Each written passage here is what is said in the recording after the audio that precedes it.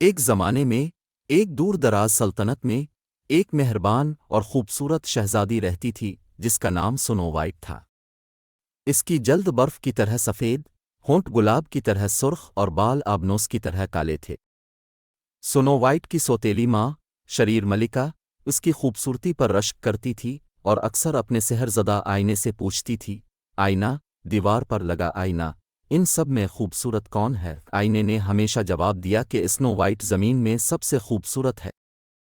ملکہ کی حسد بڑھ گئی اور اس نے سنو وائٹ سے چھٹکارا پانے کے لیے ایک شیطانی منصوبہ بنایا۔ اس نے اپنے وفادار شکاری کو حکم دیا کہ وہ شہزادی کو گہرے جنگل میں لے جائے اور کبھی واپس نہ آئے۔ شکاری، تاہم، معصوم شہزادی کو نقصان پہنچانا برداشت نہیں کر سکتا تھا، لہذا اس نے اسے آزاد کر دیا اور اسے جنگل میں چھپنے کو کہا۔ جنگل میں کھوئے ہوئے اور خوفزدہ ہوئے سنو وائٹ نے ایک آرام دیسی کاٹیج سے ٹھوکر کھائی۔ وہ اندر گئی اور اسے گندا لیکن دلکش پایا۔ 7 چھوٹے بستر، چھوٹی کرسیوں کے ساتھ ایک لمبی کھانے کی میز اور ایک گرم چمنی تھی۔ اس کا تعلق 7 دوستانہ بونوں سے تھا جو کان کن تھے اور قریبی کانوں میں کام کرتے تھے۔ اس شام جب بونے گھر واپس آئے تو وہ اپنے کاٹیج میں سنو وائٹ کو دیکھ کر حیران رہ گئے۔ اس نے انہیں اپنی حالت زار کی وضاحت کی اور انہوں نے اس کا کھلے دل سے استقبال کیا۔ سنو وائٹ نے فیصلہ کیا کہ ان کی کاٹیج صاف کرنے اور ان کی مہربانی کے بدلے مزیدار کھانا پکانے میں ان کی مدد کرے۔ دوسری طرف ملکہ نے دریافت کیا کہ سنو وائٹ ابھی زندہ ہے اور اسے ڈھونڈنے کے لیے نکل پڑی۔ اس نے اپنے آپ کو ایک پرانے ہیگ کا بھیس بدل کر ایک زہر آلود سیب بنایا۔ جب وہ کاٹیج پہنچی تو اس نے سنو وائٹ کو سیب پیش کیا۔ شہزادی، ملکہ کے برے ارادوں سے بے خبر، ایک کاٹ لی اور گہری نیند میں سو گئی۔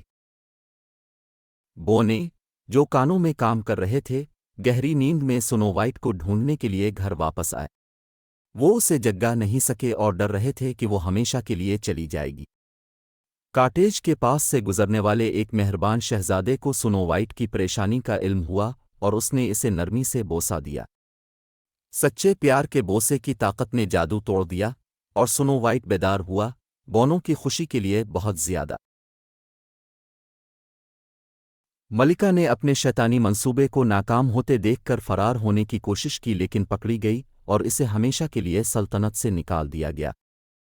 سنو وائٹ اور شہزادے کو پیار ہو گیا اور شادی کر لی۔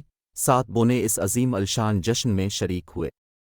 وہ سب خوبصورت بادشاہی میں ہمیشہ خوشی سے رہتے تھے اور آئینے نے اعلان کیا کہ سنو وائٹ ایک بار پھر زمین پر سب سے خوبصورت ہے۔ اور اس طرح سنو وائٹ اور 7 بونوں کی جادوئی کہانی مہربانی، دوستی اور سچی محبت کی طاقت کی کہانی بن گئی، جو ہمیں سکھاتی ہے کہ آخر میں اچھائی ہمیشہ برائی پر فتح پاتی ہے۔